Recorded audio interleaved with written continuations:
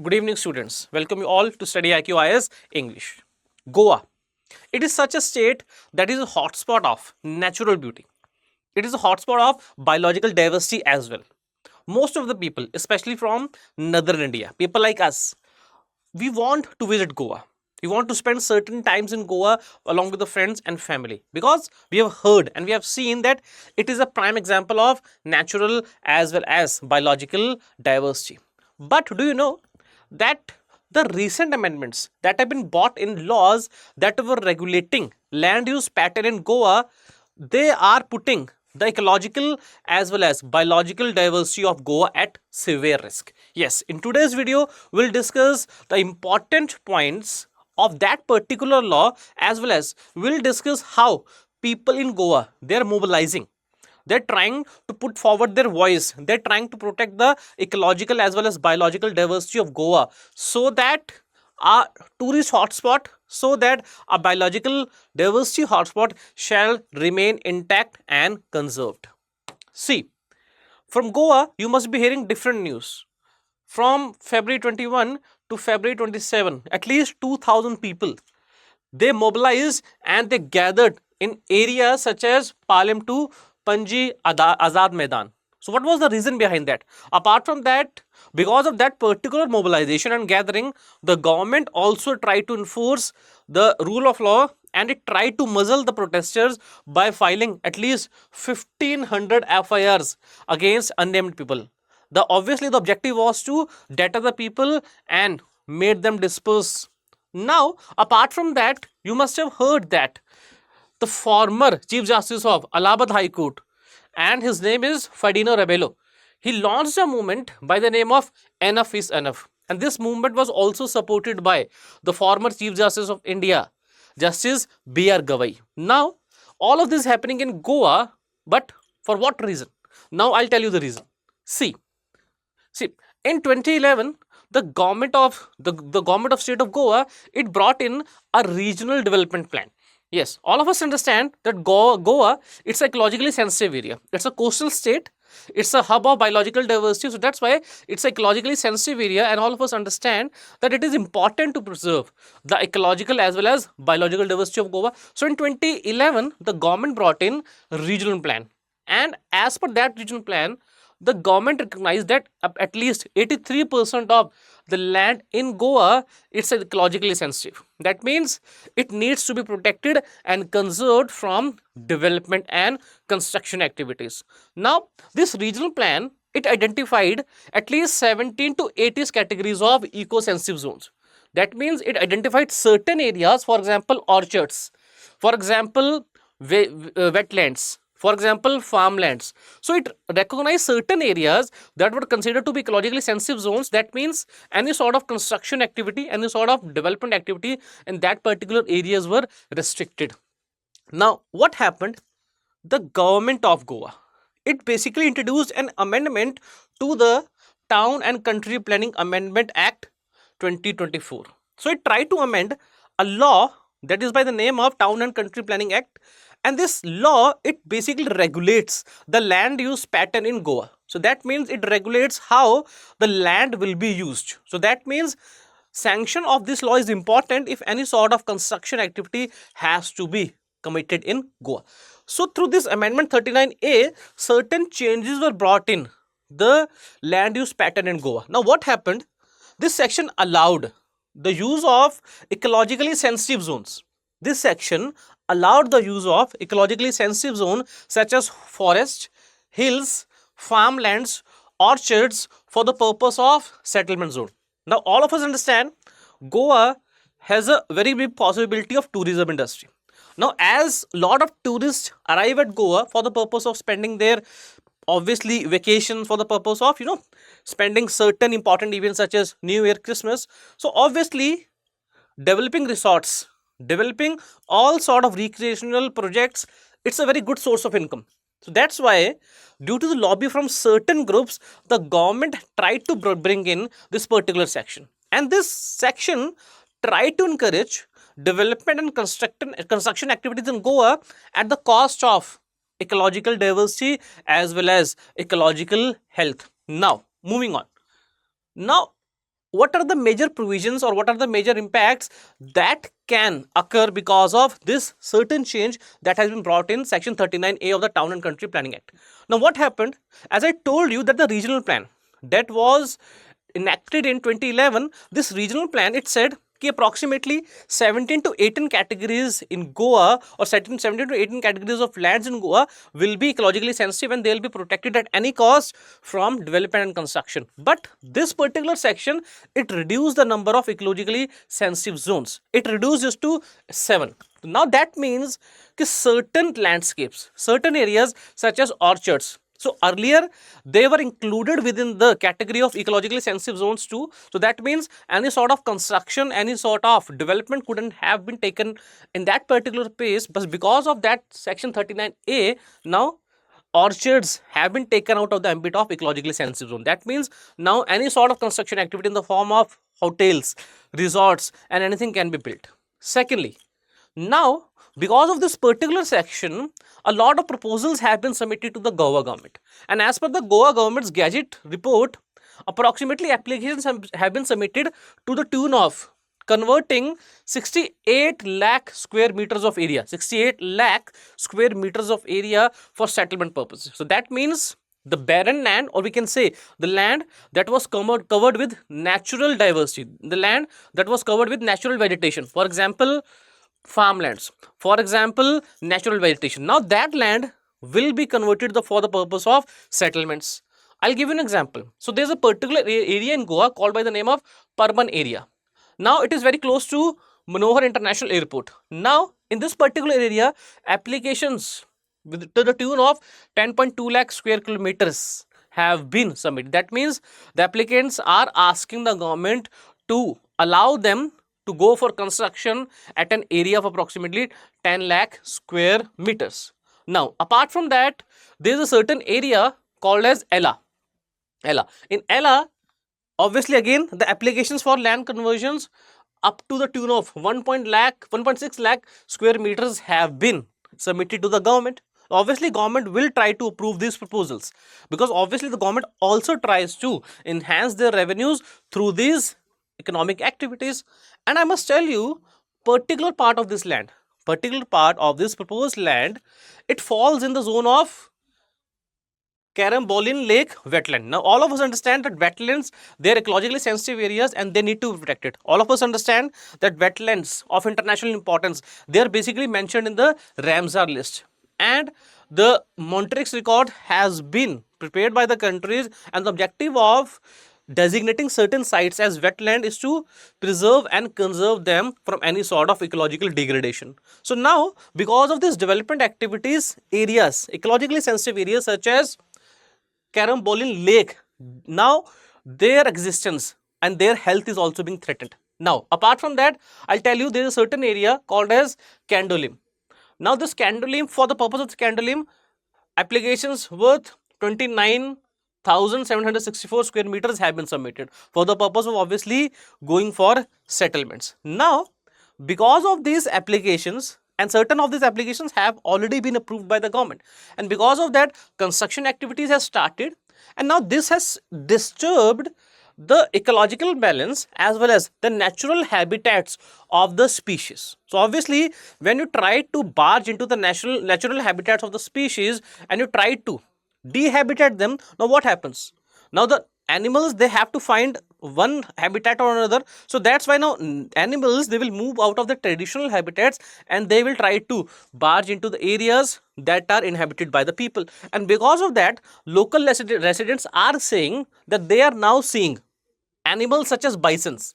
Now bisons, they were actually confined to their natural habitats, traditional habitats. So they did not used to venture into the inhabited area that were occupied by the people of villages. So now, because the natural habitat has been taken away due to this construction development activities, now bisons, and apart from that, many more animals, now they have started venturing into the inhabited area of the people of the villages. Because of that, the chances of man to animal conflict, it is also rising. Now, moving further, I would like to inform you that students, all of us understand that optional subjects, they are key to success in UPSC CSE examination. If you want to excel in UPSC CSE examination, if you want to make sure that your name occurs in the final list, so you have to develop command over your optional subjects. And the students who want to take their UPSC CSE examination through law optional, it's a very good opportunity for them, because StudyIQ has launched a law optional program, and I personally take the classes, I mentor students as well as I take the classes, and our law optional program has been designed in such a way so as to fulfill the requirements of the examination completely.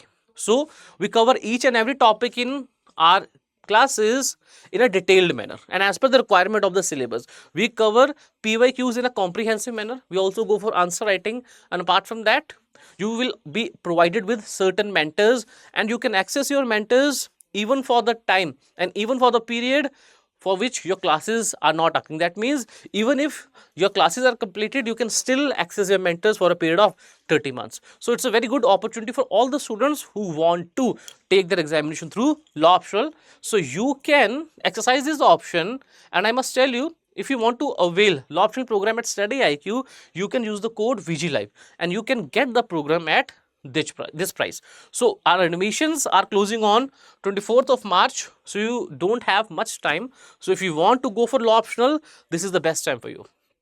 Moving forward, now I've told you that development activities in Goa, it is threatening the natural habitat as well as biological diversity of Goa. Now there are certain threats as well as there are certain long-term impacts that can be expected, and these impacts are: first, now as the natural vegetation cover will be taken off. Now what will happen? Goa is a coastal landscape. Now all of us understand that the natural vegetation, they act as a natural barrier. So they protect the areas, especially ecologically sensitive areas, from drastic natural events such as floods, even tsunamis. Now once this natural vegetation cover will be taken away, so now it will increase the vulnerabilities from these natural disasters. Apart from that, rampant hill cutting is going on for obviously development activities, and because of this rampant hill cutting, what is happening? Soil erosion is happening.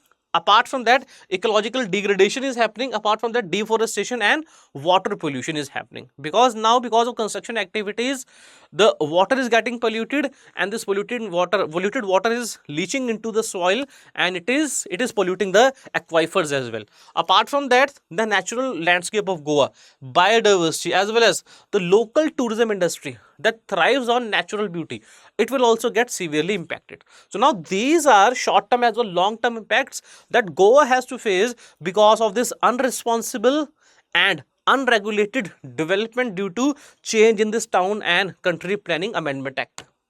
Moving forward, I would like to tell you, if you have to write down an answer for environmental law, see students, all of us understand that environment and ecology, now in environment and ecology as well as development, though they cannot go hand in hand. That means if we are going for development, it will inevitably impact the ecological health, and we have to preserve the ecological health, we have to conserve the environment, so somehow it will impact development. So how do we bring balance in that? So for that purpose, we have something which is called a sustainable development. Now this concept of sustainable development, it was first put forward in a Brundtland report in 1997. It says that development must go on, because obviously we have to improve the living conditions of people, and for that we require development.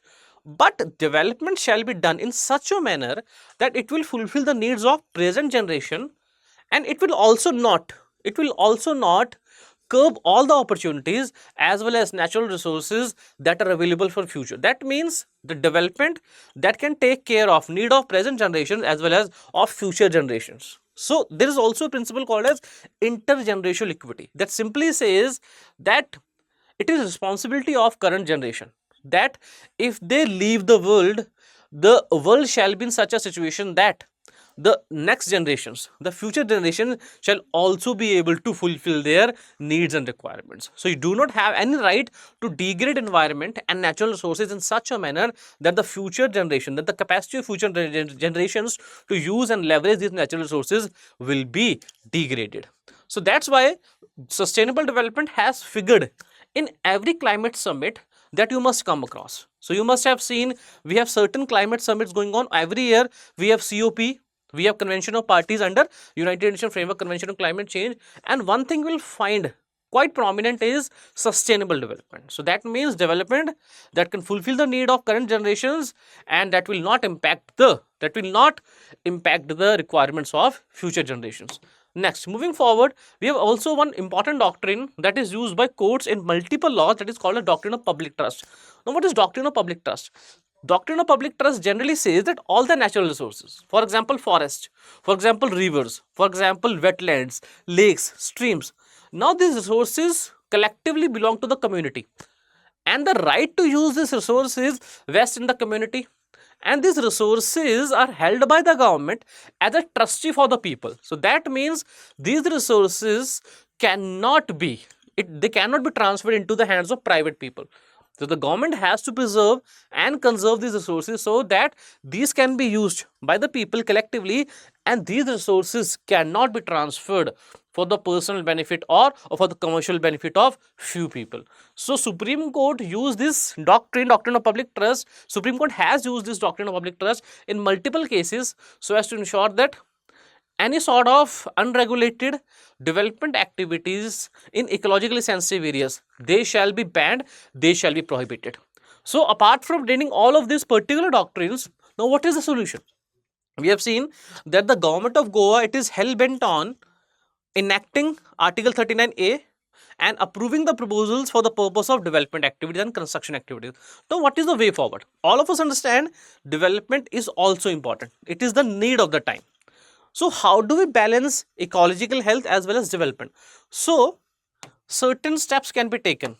And before that, you must also understand that in StudyIQ English, we try to guide you for the purpose of your selection, because our mission is your selection. And for that purpose, we have launched a GS Foundation P2I batch. So it will fulfill your entire needs from prelims till interview.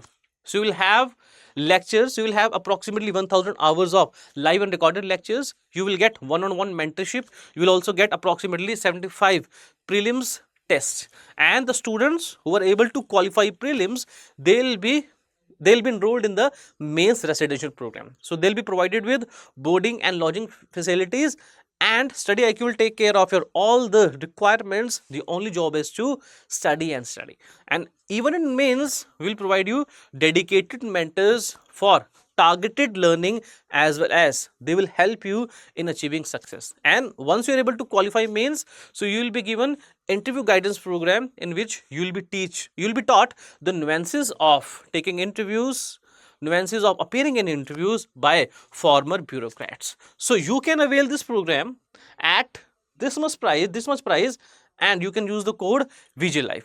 So this program will be available in English, that means both language, bilingual, Hindi as well as English. So the batches will be starting from 26th of March, and this is a very good opportunity for the students who are planning to prepare for 2027 as well as 2028, because you will have approximately 1 to 1.5 years to go for a preparation, to go for detailed preparation. So I will again remind you that the batches are starting from 26th of March. So you can use the code VGLive and enroll in P2I Foundation program of StudyIQ. Now, going towards the way forward. So what is the solution for that? We have seen the problem.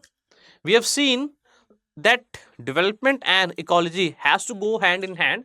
But what is the way forward? So I will recommend certain points that you can write down while writing your answer. So first is, the government has to strictly abide by the regional plans. I told you, as per 2011 regional plan, 17 ecologically zones were carved out. Certain landscapes were carved out as ecologically sensitive areas, and they cannot be touched.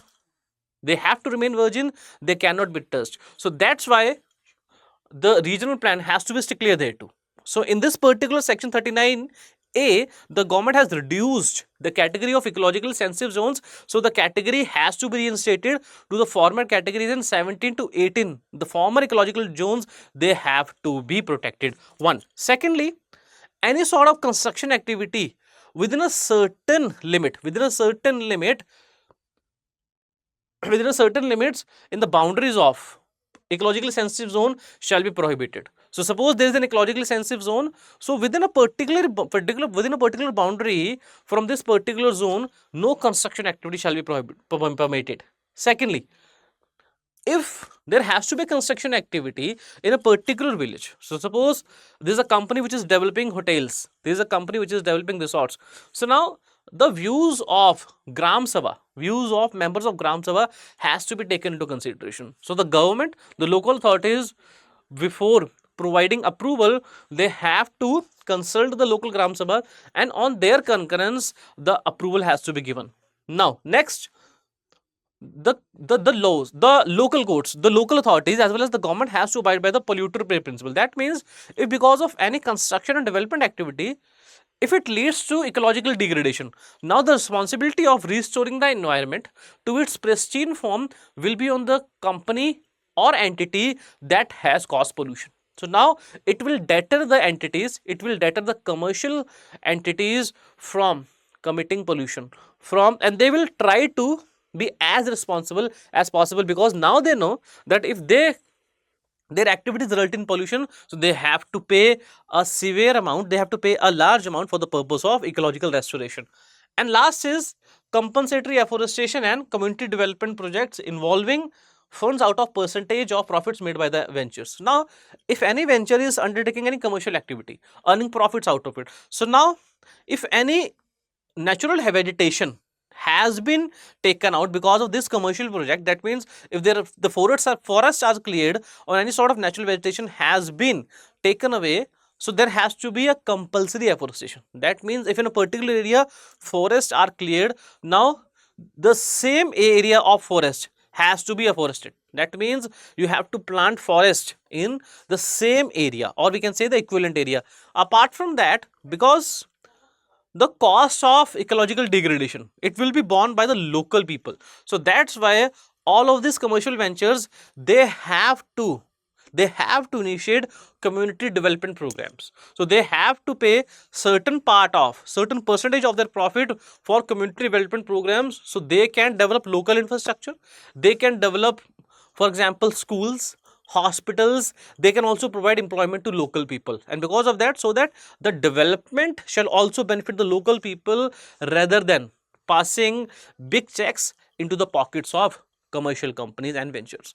So in this video we have tried to understand the movement that is spawning up in the state of Goa, and this movement must be given national consideration because it will impact the biological as well as natural diversity of Goa. So the government can go for development, but it has to abide by strict rules, and any sort of dilution of rules, any sort of dilution to impact or to negatively impact ecology shall not be permitted and allowed at any cost. So with this we'll end up the today's video.